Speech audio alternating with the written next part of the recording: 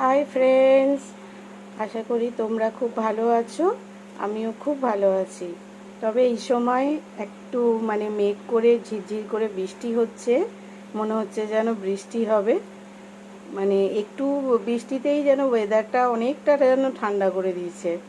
তো যাই হোক, আজকে দুপুরবেলা আমি খাবো এখন আমার দুপুরের খাবার ভাত, আলু ভাতে ঝাল ঝাল করে মেখেছি, করলা আলু ভাজা আর আমড়া দিয়ে টক ডাল বানিয়েছি।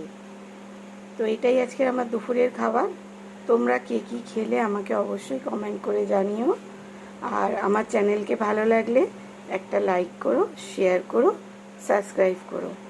আবার দেখা হবে তোমাদের সঙ্গে নতুন ভিডিওতে।